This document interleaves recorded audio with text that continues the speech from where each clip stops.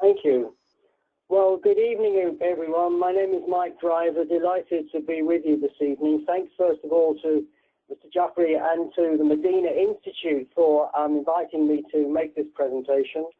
Now, as Mr. Jaffrey has said already, I do a lot of work in the CRM space, and I think it's important just to say a little bit about, if I may, about my philosophy. I'm a salesperson, but I look very much at things from the user's perspective and the business perspective.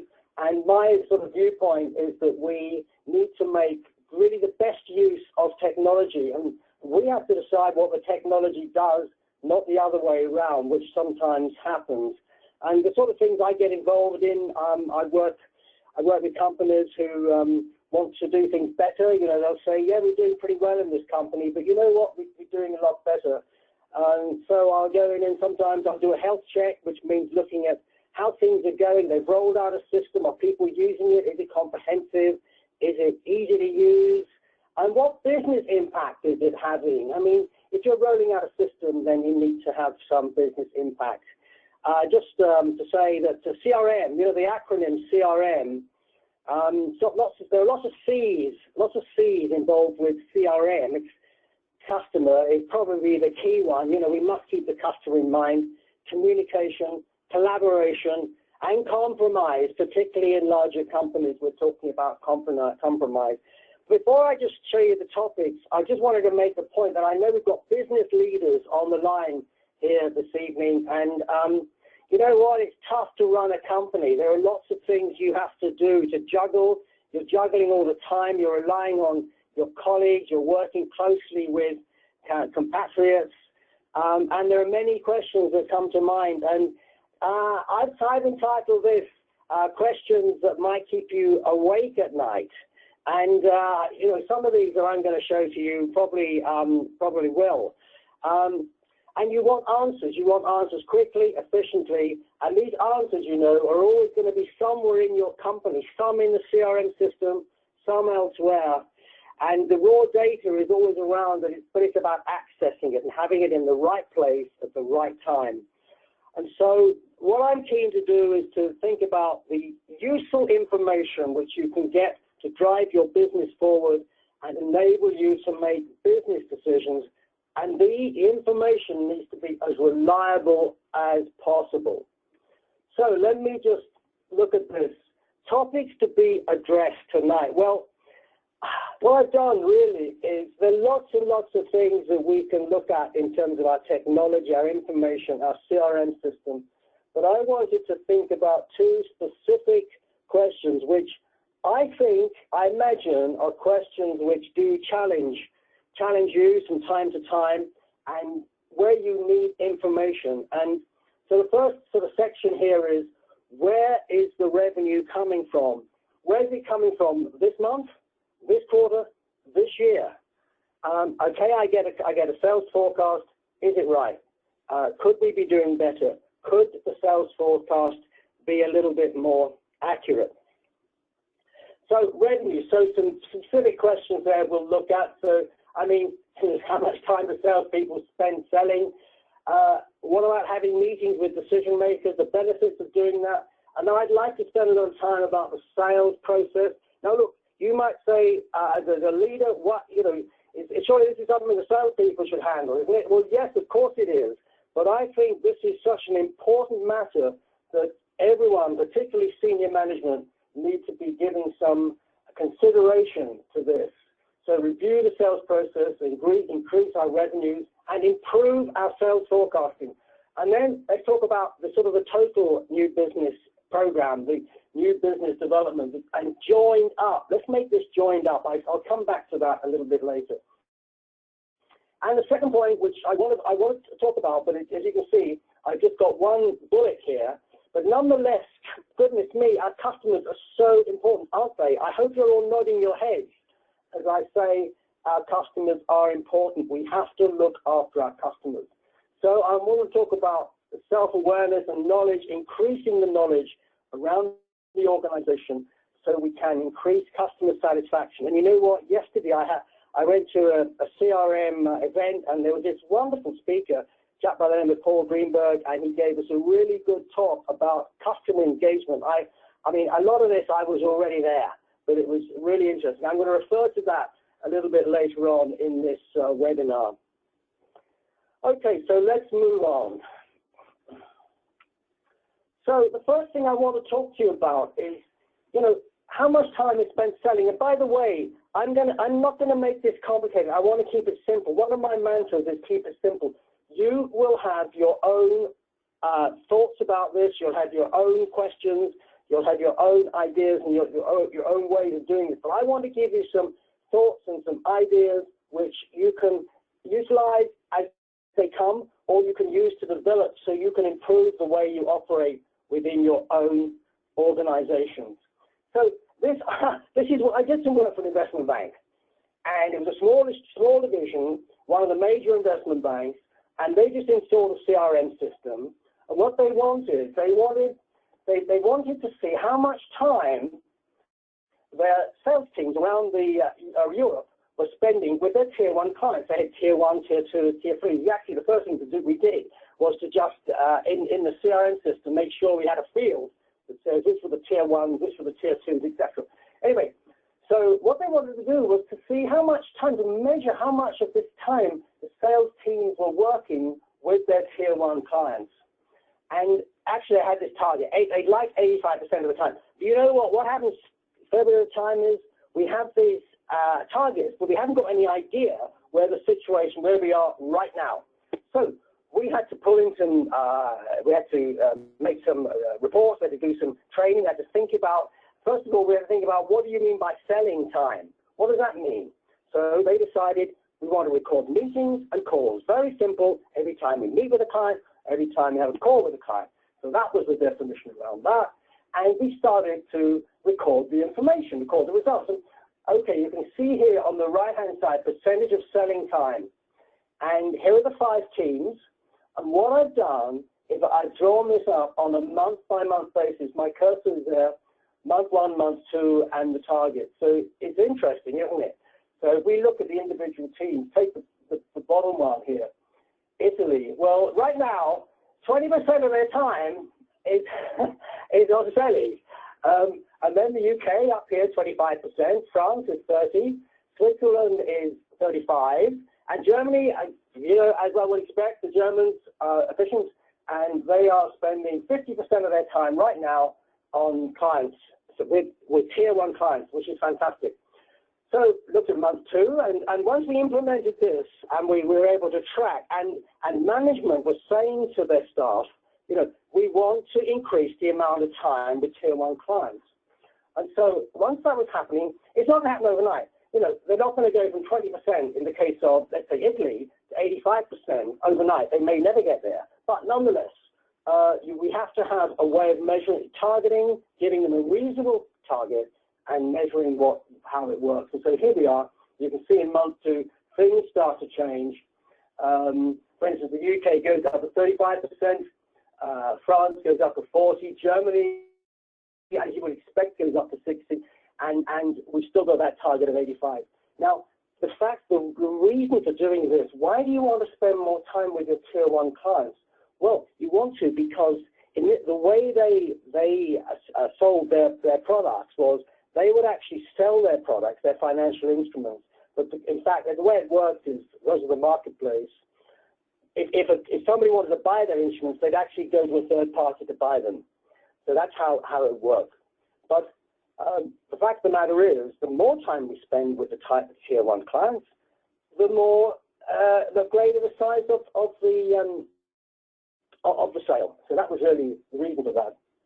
So simplistically, how much time is spent selling? Summary. Well, first of all, salespeople are not, salespeople do lots of things. They do admin, they internal meetings, and they sell. And I think, as management here, we've got to decide whether we've got the balance right. Do we want salespeople to spend more time selling?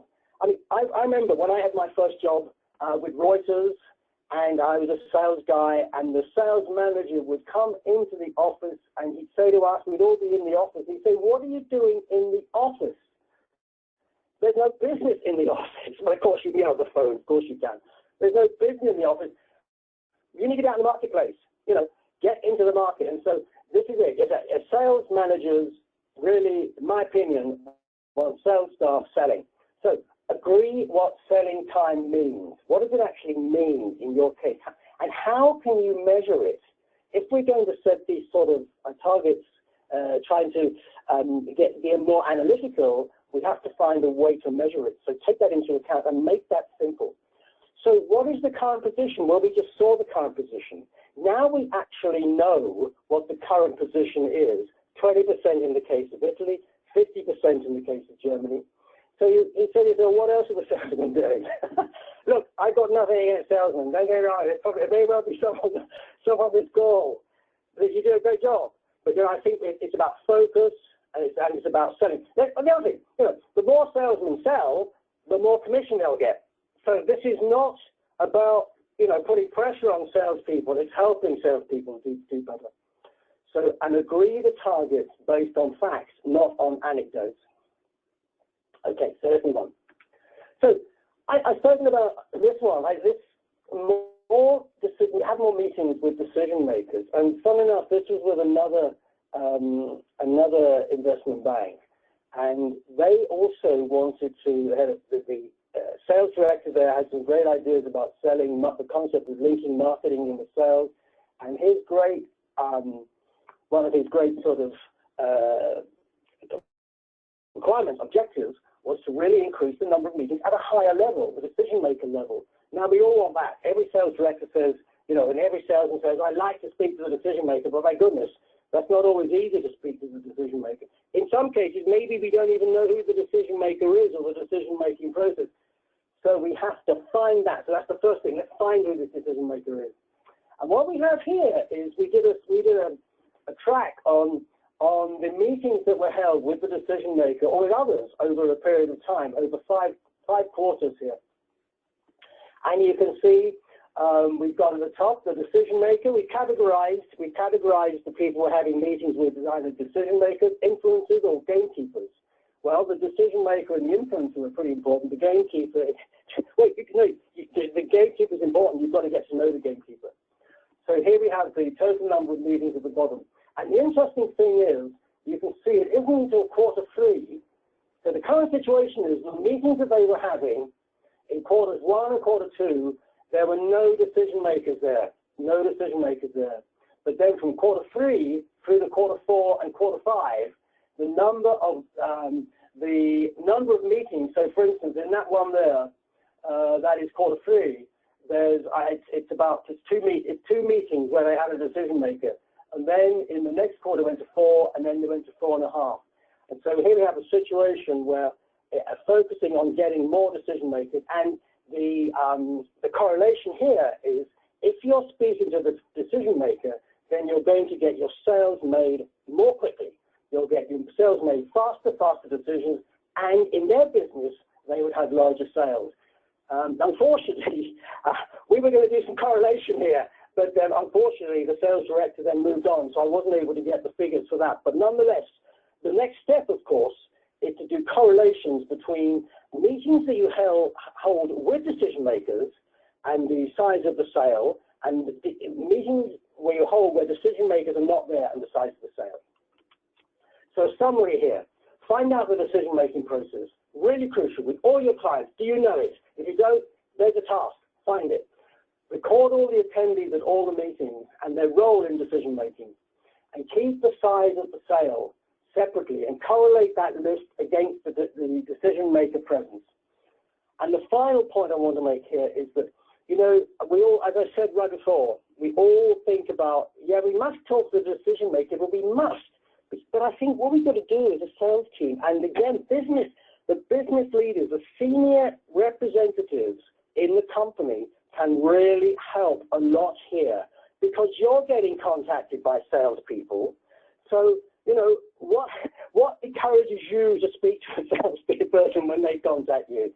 So we've got to spend time with sales thinking about how to increase decision-making present in meetings. Okay, let's move on. So the sales process, if you do take nothing else from this session, I would really encourage you to look again at your sales process. This is the sales right from the point where we have an initial opportunity, or we think we've got a chance of making a sale to this prospective client, or it could be an existing client. Either way, it's right the way from that point through to getting the signed contract, getting the deal, getting things up and running. And I have to say, what I find, this particular set of slides, the next few set of slides, are based on the work I've done with many companies about their sales process. And I've seen some very, very convoluted sales processes. They've got too many stages. Some of the stages are duplicated, maybe not by word, but by meaning. So in other words, it's the same thing, but it's expressed in a different way. Well, a salesperson doesn't know which one to pick. They don't know when to move from one stage to the next. And consequently, when you're building up your pipeline management chart, you're going to get information which is not in the right place. So, you know, if I come out, two salespeople go into a sales meeting, they both come out and they look at each other and they say, well, what do you think about that? And one says to the other, well, I think that was really good. The other one says, oh, I was not so sure about that. It could well be the case that they would choose a different stage for that very same opportunity. So we need to get clarity around all of this. So let's look at this. This is very simple, and I really make no apologies for making this simple. I want to make the point. Let's have clarity. I've got 4 different stages in this particular process. Now, this process is going to vary from product to product, even within the same organization, but I'll come back to that point. But for one particular product, here we've got 4 stages, and it's clear. They're clear. I will define these, and we can see on the right-hand side, whenever we put anything in that we determine to be the qualify stage, gathering information, 25%. Pitching is 50%. Proposal is 75%. Close is 100%. Great. If every salesperson follows that, at least we've got consistency. Now, if I may say a word about these percentages, I know that within a CRM system, you know, it will automatically go, like when I change a proposal to, or an opportunity to this stage here, it comes up with 75%. Now, and then we use that, don't we, in our forecasting. Now, you know, we're not saying, we can never be exact on this. We can never, it might only be 70%, but nonetheless, we've chosen 75%. The point here is that it's consistent across the board. Everybody's using the same thing. Therefore, when we do our pipeline diagrams, and our pie charts, etc., we get consistent information. We get clear information, and we get consistent information. So, the sales process. When should we enter a lead? Determine when a lead goes into your sales process. Reduce the number of stages. Define each stage clearly. In your case, you may have half a dozen, you may have more. But if you've got more than half a dozen, be absolutely clear. It's much better to have a smaller number of stages, and you can always add a stage. Once you've got, so I go back to this, if I feel I need another stage to go, I can put another stage in. After everybody is fully operational in this, and someone says, you know, we need another stage. Okay, we can put in another stage because everyone's got into the habit of doing it. So, reduce the number of stages, define each clearly, ensure sales are trained and agree update times. You know, this is one of the key things about CRM, isn't it? For those of you online, we need to have salespeople who know what they're doing, consistent, and they actually do it. So the 2 key points here: know what you're doing and do it. Now, I've mentioned this already. This percentage chance of success can be given. And uniformity is useful, so I would definitely go with that, definitely propose that. This different sales processes by product, the last point here.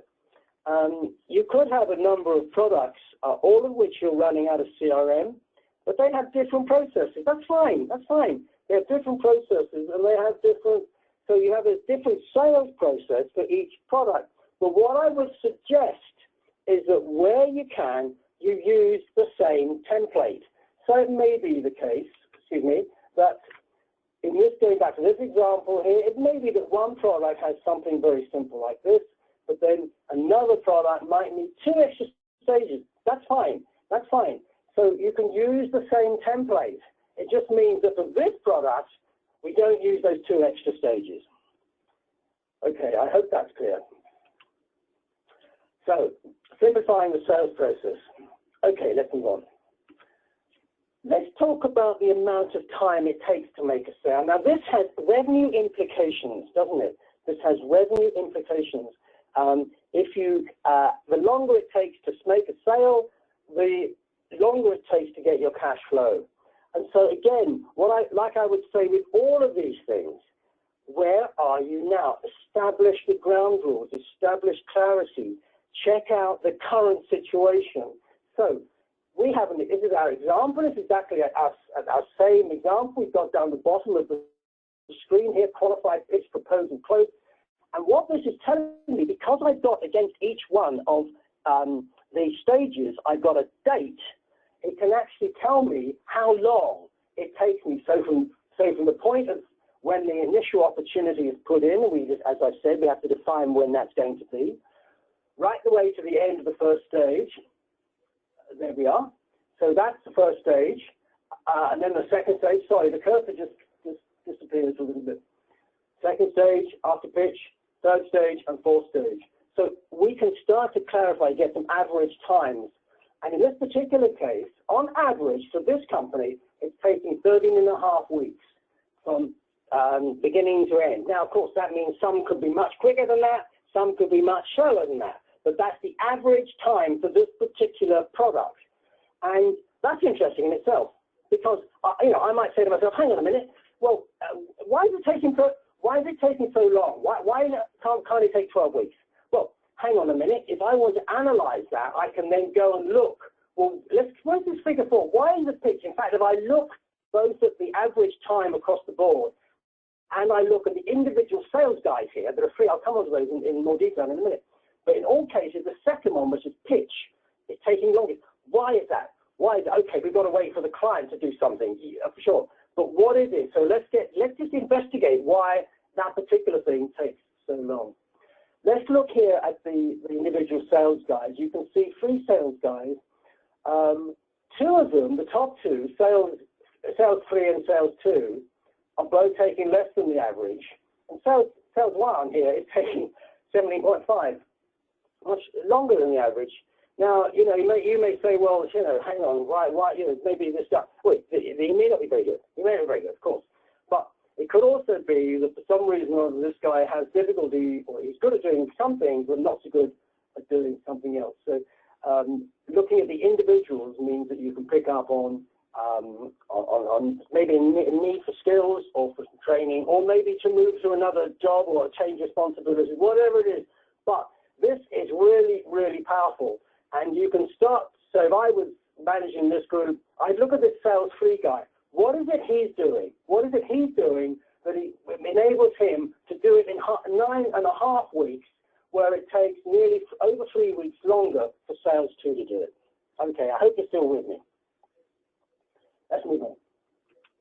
So a summary of what I've said there. So the sales stages, the sales process in its detail, look at the current status, and then you can review it. In the one we just looked at, pitching stage was longer. Why? Why is that? It's interesting, isn't it? It may be the case, normally one salesperson looks after things from soup to nuts, as I call it, from start to finish, don't they? But it might be the case that you might want to bring in different people. I mean, that's the case. That happens as well, where we bring in a specialist, perhaps an account manager or a salesperson has the overall responsibility, but we bring in at a certain stage a specialist, don't we, to present the product or whatever it is. And so, there may be opportunities here to allocate jobs in a different way. But the point about this is you've got the core detail here, the core information. And once you've got the core information, then you can make management decisions. Okay, let's move on. I want to talk about improving the sales forecasting because this is absolutely crucial. Your sales forecast must be accurate. It must be accurate as possible. It's never going to be 100%. We can't see into the future. But if you think about what your sales forecast, your revenue forecast drives in your company, it drives production, it drives finance, it drives revenues, it drives whether we need to take on new staff, it drives whether we need to create a new department, it drives product, it drives product innovation, it drives the delivery, it drives logistics. It is crucial. This is an absolutely crucial issue for senior management to get their heads around. And the fact is it accurate?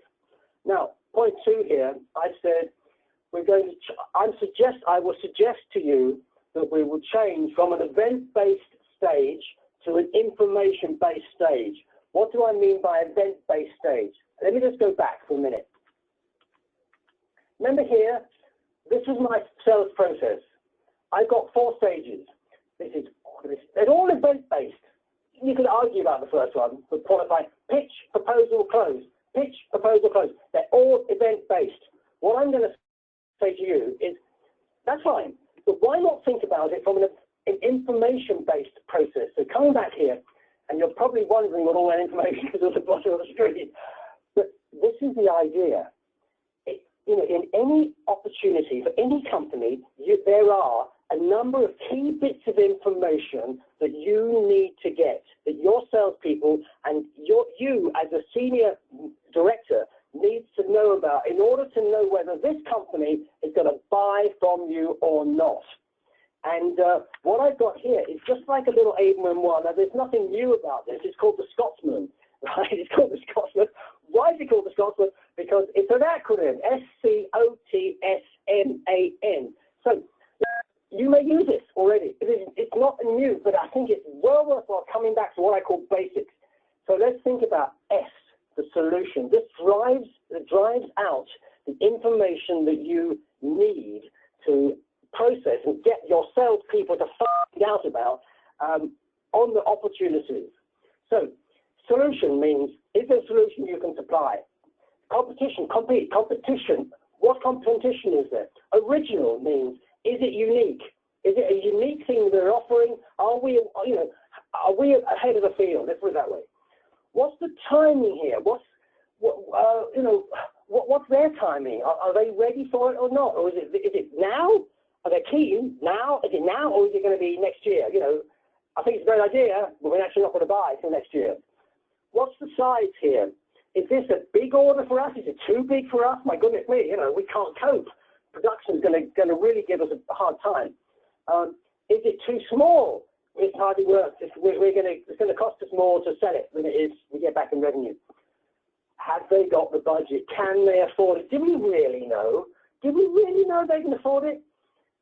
Who is the decision maker? I've made that point already. I come back to it. The authority. And the final one, their need. Does it meet their needs? Does it meet their needs? There are other techniques that you can use for that. I'm not going to go into that, but I'm sure you're aware of some of them. So there we are. You will have your own bits of information. Decide what those is. If it was a fly on the wall, if you were a fly on the wall at one of their board meetings, what would you like to know? That's the question. Second part here, just to extend what I'm talking about with this forecasting, is to think about the information that you need. I have 8 questions. I haven't put the actual questions up there, but 1 to 8 from Pagans and the Scotsman. And you can have your own. You may have more than 8. You may have 12, but keep it relatively small. The key bits of information. And I put a score against this because I think some are more important. For me making a decision as to whether these guys are actually going to go ahead, I'm going to score more on question 1 than I am on question 7 or question 8. That's more important. That's going to really, if number 1 comes up, that's really good news. So what I've said here, you see, you can then start to do a nice little scoring chart. So which are obtained, which are ongoing, the ongoing score. And we've got 62.5 out of a total of 100. So you get the idea. So what we have here, it's about information-based, because information, knowledge about whether someone's going to buy or not, drives the sale. It drives whether they're going to purchase or not. And this has to be looked at by senior management. Why? because getting the forecast right is important. My view is that you can be much more accurate if you get this, if you do it on an information-based basis rather than on an event basis. The next thing, just to say on this point, you see point 6 here? Work with sales to ask the tough questions. This is where this sales process and where the sales forecasting can break down, because sales people don't like to ask questions where they get the answer no. I mean, so when the sales meeting, the sales director will say to a salesman, well, do we know about such and such, or are they still going ahead? And the salesman really doesn't know. But he'll say, oh, yeah, and what he does, he goes to the CRM system, and he puts the expected date for that sale forward a month, right? He doesn't know.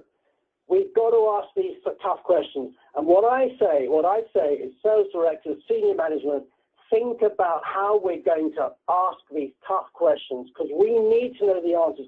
We're not going to get all the answers. We're not. But we've got to give a jolly good try to get these tough questions. Okay, and then, of course, once you've got this raw data, it enters the sales funnel. Now, I want to tell you, this. I've sold CRM systems, so I know it from both sides.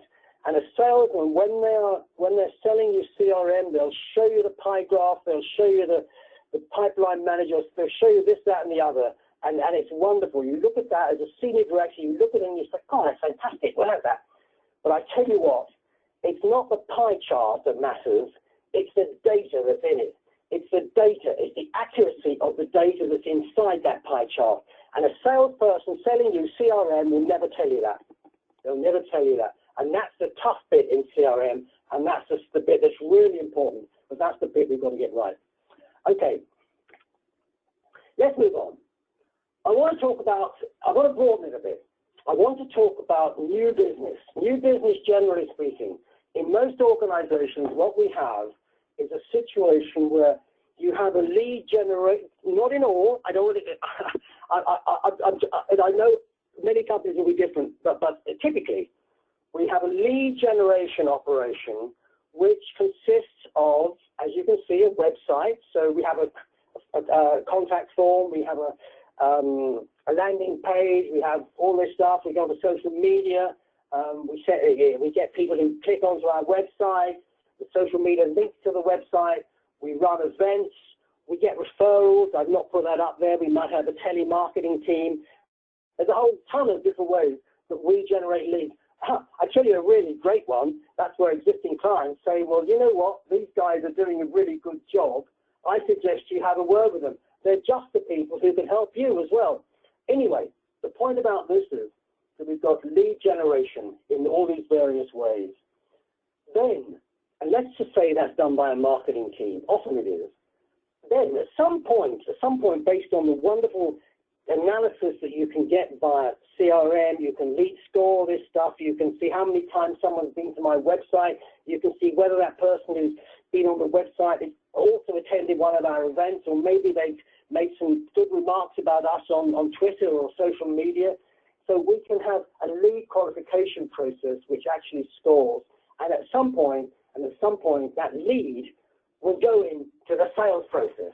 All right, remember I said to you before, we must define when a lead goes into the sales process, because at that point, from that point onwards, it goes into our pipeline funnel for revenue generation. And this does all of those things that I said to you before. All these parts of the company rely on that.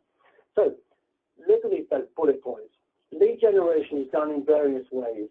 Each source should be recorded. So in other words, what we've got here is we know that certain leads which are now in the sales process were generated in a certain way in a certain source. That is very powerful. That is so powerful. So I, as a senior management, I can say, you know what? Our marketing effort has to be put into this. Our marketing effort has to be put into events, because events really work. Once we get people to come to our events, we've got a really good chance of making sales to them. And so recording each source is a crucial thing. Lead qualification, read whether to pursue. You know, we don't want to waste valuable salespeople's time with leads that are no good. In fact, you know what happens? Sales and marketing, they talk to each other, but they don't really communicate that well. CRM is a great way to bring sales and marketing together. I mean, it's bizarre, isn't it? Because they're both talking to the same set of clients, or the same market, certainly. But for various reasons, I won't go into that right now, for various reasons, they don't communicate very well. So the sales will say, you know what, marketing never give me decent leads. And the marketing will say, what are all those leads I produced? Wonderful set of leads, all qualified. And I didn't hear a thing about it. So you know what? The CRM, it's going to bring sales and marketing together.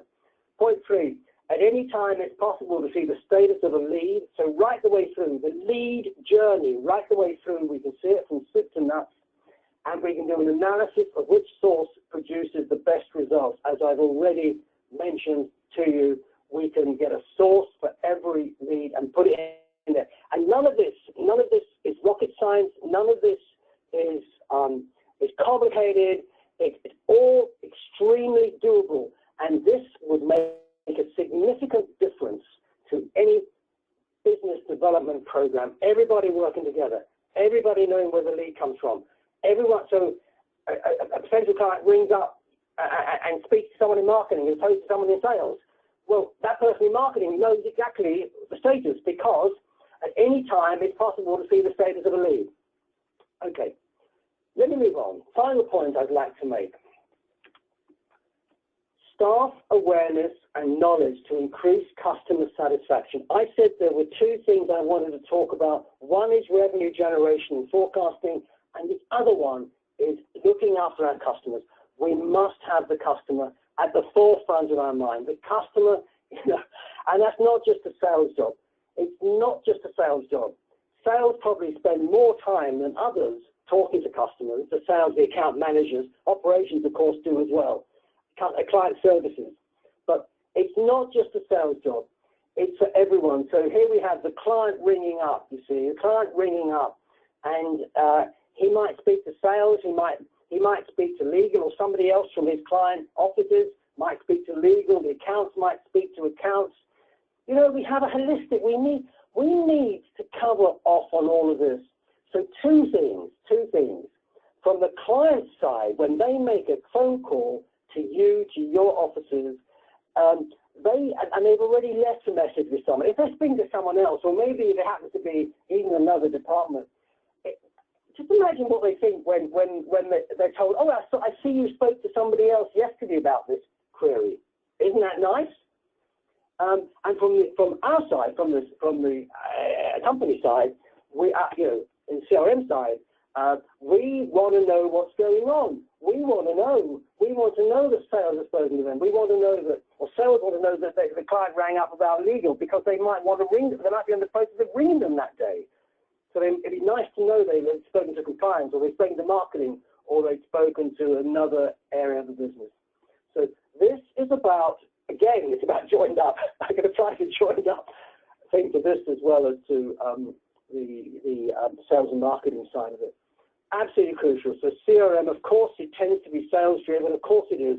But let's not forget about all these other departments and provide a holistic approach to the customer.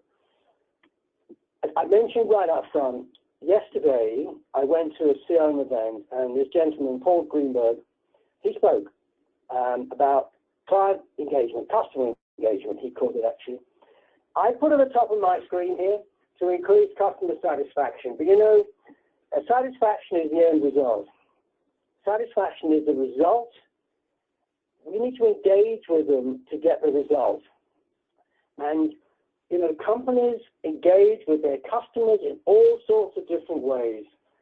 You know, you get good experiences, you get bad experiences. I find sometimes I contact, you know, let's say a well-known mobile phone company, and I have a query, I get answers to query, and what happens is I either get sent an email which asks me to fill out a satisfaction form, or I have to hang on for 30 seconds extra to answer the whole set of questions. You know, I mean, that some people might like that. I happen to not like that. But I think what's companies have got to do is to think very carefully about how they want to engage with their customers. We want to engage with our customers so that it's positive, so that after any engagement, after any touch point, when the client puts the phone down, he says, yeah, that's okay, it was good, you know, or at least it wasn't bad. And client engagement, Paul was telling us yesterday, client engagement is the top priority in major accounts. It's the top, not just major accounts, it's become the top priority across the board in many, many companies. So there we are. Just to summarize, because I see where our time is up, just to summarize, let me quickly go through this. Think through the important answers you need in your company. It's there. It's there. The information is around. It's somewhere around. It has to be brought into one place. A strategy to have all the key data in one place. But CRM is absolutely one crucial thing, but then one can broaden this to link in with other systems as well. I'm not going to go there, but have a strategy to have all data in one place. Be clear about who needs to enter what and when. You know, CRM is not just about rolling out a piece of software. It's about having clarity around responsibilities, about ownership, about who does what. Tell people it's your responsibility. Like salespeople, this opportunity side of things we were talking about. I don't want a salesperson to write an essay after each report. What I do want is those 5 or 6 data nuggets. Those really important. That's what I want. That's what I want. And that can take 2 minutes, less than that, 30 seconds if the system is set up properly. That's what I want. Think about the customer. The customer should drive this. Let's put the customer first. I've run seminars where I've gone into a room on the whiteboard. I've written up the words. You know, I've attended a management meeting, and you'll have the IT guy, the finance, sales director, CEO, operations, you know, legal, whatever. And you just write up on the board for the customer, and you say to them, well, tell us about, what's your experience with the customer? What do you think the customer thinks about us? And wonderful. What a rich set of information you get when you do that. So the customer should drive this. And finally, think about benefits. I haven't used the word benefit. You know, in this whole presentation, I've not used the word benefit. But it's about benefits. It's about benefits for your users. It's about benefits for the company. It's about getting people to want to use it. They want to use it because the salesman's going to get a better leads. The salesman's going to make more commission. The finance director is going to get a much better set of accurate forecasting. The operations are going to know exactly how many products are going to be required, delivery, logistics, etc., etc. So think about benefits, benefits, benefits. Okay, that's it. I think I'll leave it there. I think there might be some questions. I hope there might be. Thank you, Mr. Jeffrey. Well, thank you very much, Ms. Mike. Folks, we are now open for Q&A. If you have any questions, you could either put it in the question box, or you could equally raise your hand. There's a hand icon available on the console, so please click on it if you want to speak directly with the speaker. Well, let me go into the question box. We have a couple of questions already posted. Being the first one, one of the problems we hear about with CRM is that the data isn't always kept up to date. How would you address that? Okay, well, good. Thank you for that.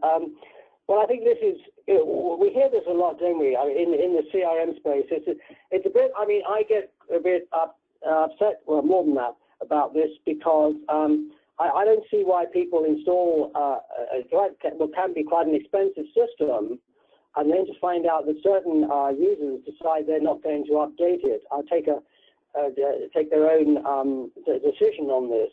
Well, I think, as I sort of alluded to right at the end of my summary there, I think it's terribly important to have ownership. I think right from the very start, all functions within the company need to be involved in a CRM. A CRM is not just about sales. It's primarily a lot about sales, but it's got to be very much about the end users, be it sales, be it marketing, be it client service, etc.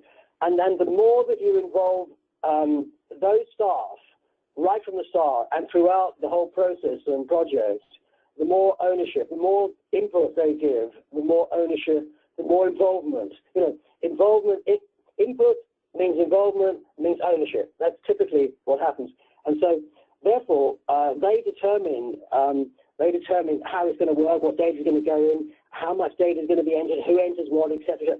So the more you can do with that, the better. And of course, it's to their advantage. Those members on the project team, it's to their advantage that that once the project is rolled out, they need to update it. They need to update it.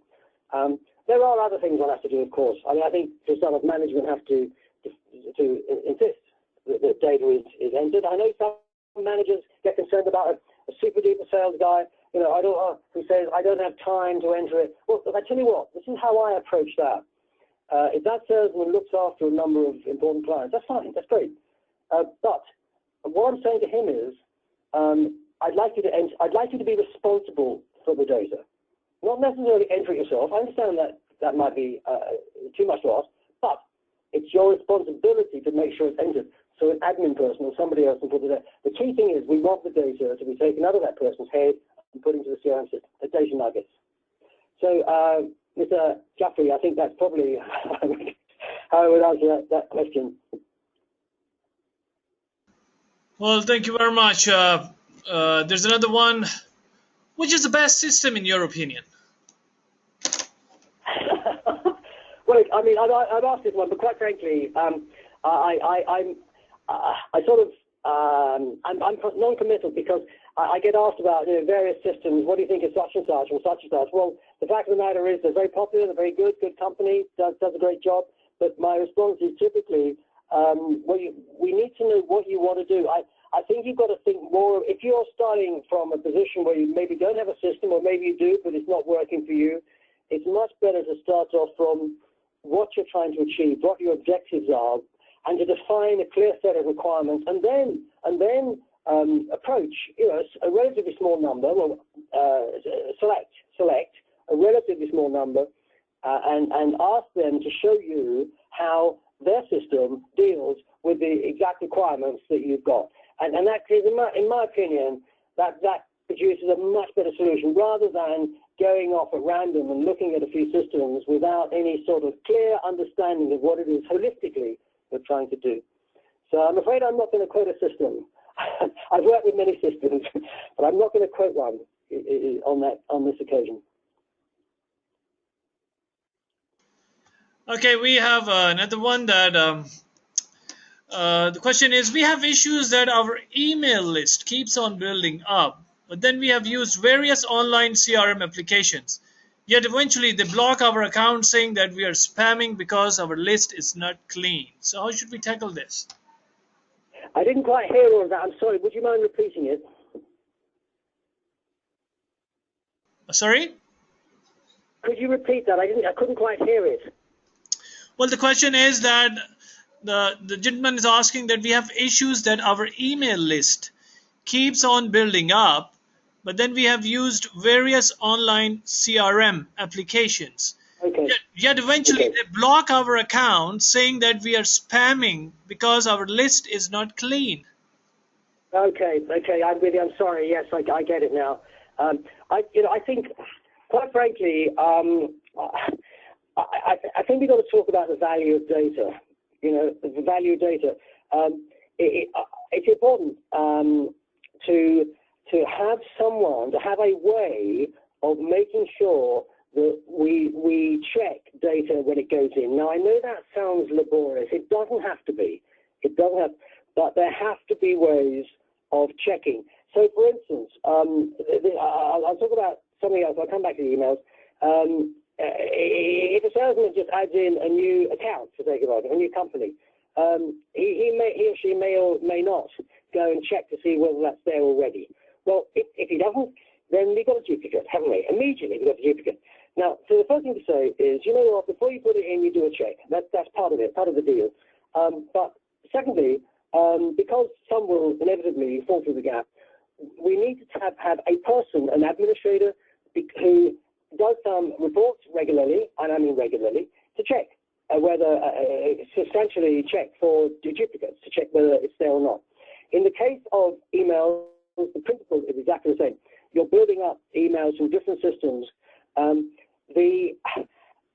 then you're extracting all these emails from all these different systems and putting it into a mailing system and sending it out. The same, and then of course you're contravening or potentially contravening the communications preferences which people have said. You're contravening and will be contravening data protection issues, and certainly in Europe, the GDPR, new regulations which will be coming out in April of next year. It's crucial that you put in place a way of determining, even if it's done manually. I know that sounds a pain. There are systems you can find which will dedupe emails for you. So have that as a process where emails are deduped before they're entered into your mailing system. But one very good thing to do, in my opinion, it also shows good practice, is first of all, whenever you're, I think before you send out any email to anyone, ask their permission. I know that on some of these websites you can, sometimes it's an opt-in, it's already opted in. I just think that's bad practice. I think it's much better to if someone's giving you those details, opt out, and then have a process whereby you send an email to them to say, I understand you contacted the website, and I know you're interested in that, but whatever it is, full of words, and then you can say, are you happy for us to include your email on the next mailer that we send out? So I think it's such an important issue. It has to be taken seriously, and you need to review the way you do things, and you have to have an administrator at least who has to look after that. That's my view on that one. Thank you very much. We have another one from Mr. Muhammad Abbas. The question is, we are the listed company using SAP ERP system. Do you recommend for SAP CRM module for business enhancement? Currently using SAP SD module for sales. Okay. I mean, similar to the other question, I was asked to suggest a system. Look, if you use SAP right now, if you use SAP already, if that is in effect your ERP system, which I imagine is the case right now, then it is logical. It is logical to use, in fact, this argument applies to any CRM system for that matter, or ERP system. It's logical when you want to set up your CRM that you use the same module, a module from the same application. But you know what? In my experience, and I'm not going to, I don't know enough about SAP in detail to really give a fair response. But what I will say is, and it's the principle is what I said before, check what you're going to use it for. Check what you're going to use it for, and then see how it works. If you currently use SAP, you will have a very good relationship with SAP. You'll have people in-house who know it extremely well, and you'll be able to really kick the tires, and you can have a very good constructive conversation with the SAP account manager on the whole question of how their CRM operates. As a general rule, what I found in my experience, and I'm not being specific, but what I found in my experience is that companies who are specialists in one area, it could be ERP, it could be accounts, it could be case management, it could be marketing, whatever. They're specifically doing one thing, and they can generate CRM bolt-on, which sometimes is used for marketing purposes. They've now got CRM as well as their core program, which is another reason for not moving away. So I do come across that. But as I say, I think that's the answer. Verify it, find what you want, verify it, and don't kick the tires.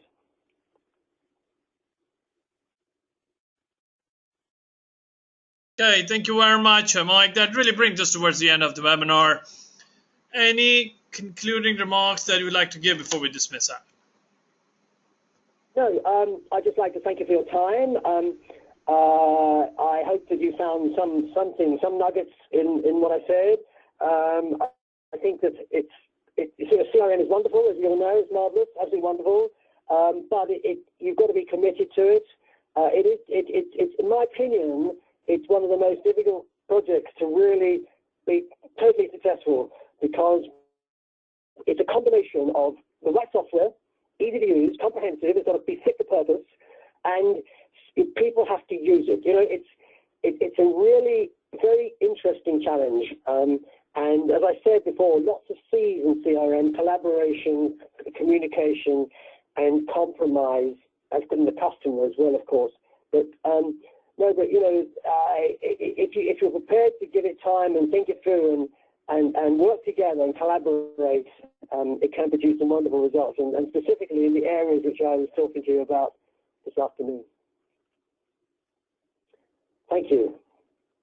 Thank you very much. And once again, I really want to thank you on behalf of the Madinah Institute for Leadership and Entrepreneurship for taking the time to deliver this webinar. And once again, I really want to thank you, and thank you all of those who participated in this webinar. With that note, I would like to end and conclude. So you all have a good day, good afternoon, good evening, wherever you're calling from. Assalamu alaikum wa rahmatullahi wa barakatuh.